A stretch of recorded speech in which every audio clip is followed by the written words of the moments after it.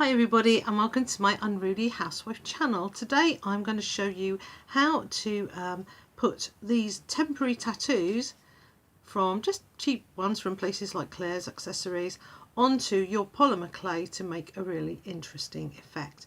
Now this was taught to me by a lady called Debbie Bulford. She was showing quite a lot of us actually at the 20th anniversary celebrations of the British Polymer Clay Guild, and Debbie's like a proper legit artist, and I will put a link to her website in the description below. This is just a bit of fun that she taught us.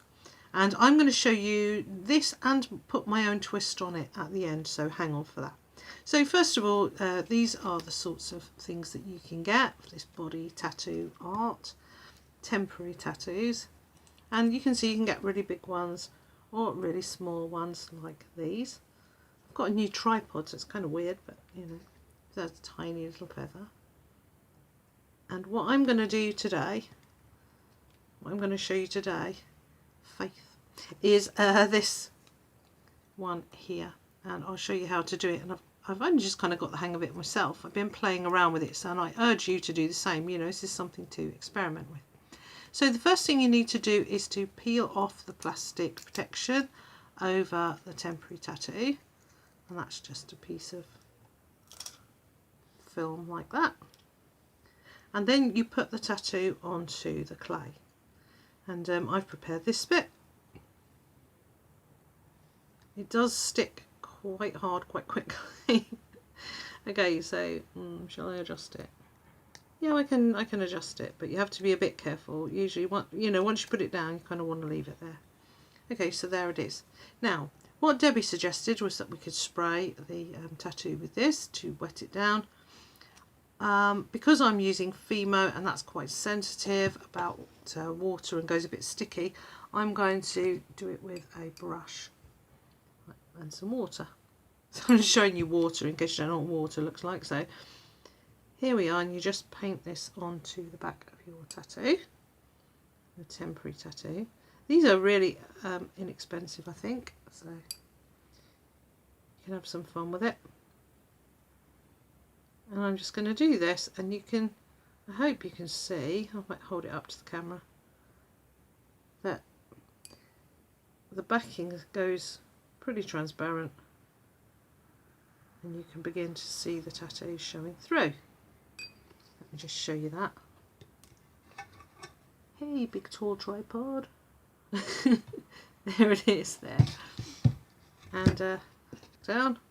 And you can see there, even without me trying, that started to slide, so I can slide that off, and there is my tattoo now transferred onto the clay.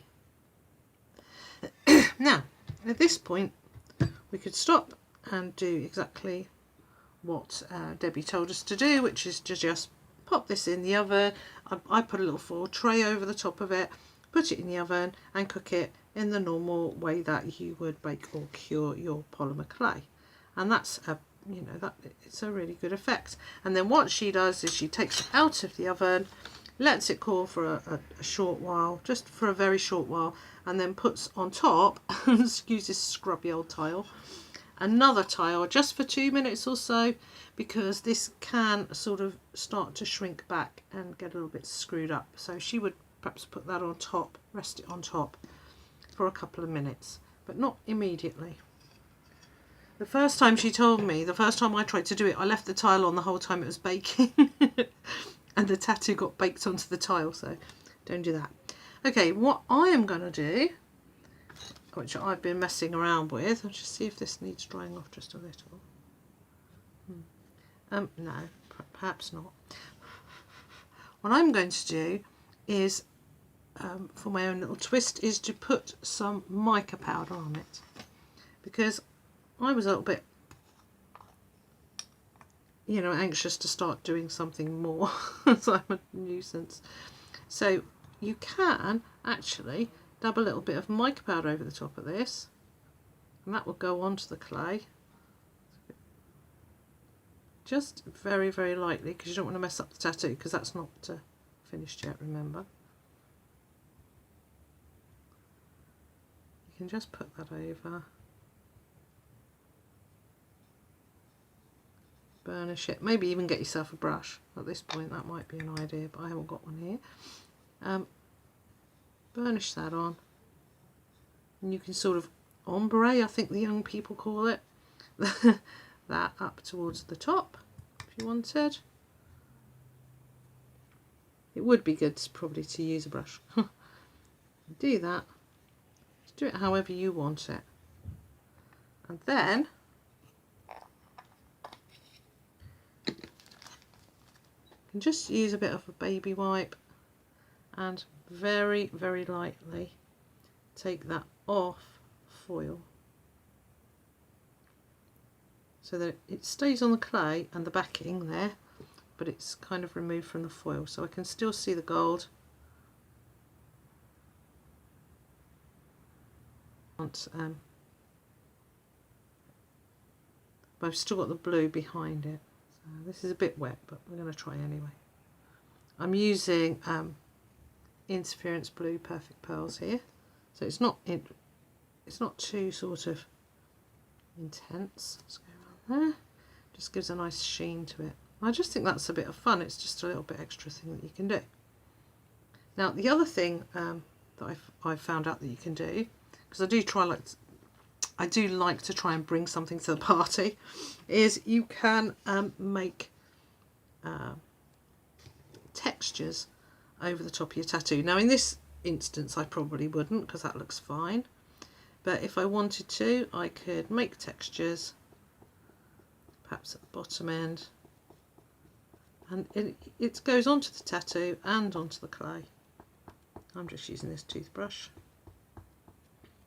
It's just to give it an extra bit of interest, and as I say, you know, you'd choose your moments for this particular technique.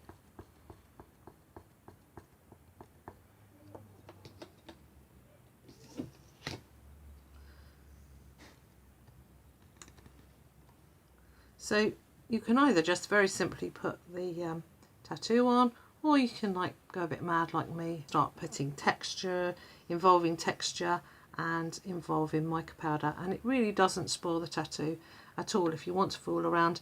And as I say, you can just wipe off with this, and then that will go into the oven, bake normally how you would normally bake it, and just take it out and remember what I said, for a couple of minutes. Once it's cooled a little, stick that on top, another tile, and that will stop it from, just for a couple of minutes, and that will stop it from shrinking in. Okay, so I'll show you the ones that I've already made. This was my first ever experimental piece. It looks quite mad. That's the one where I left the tile on all the time.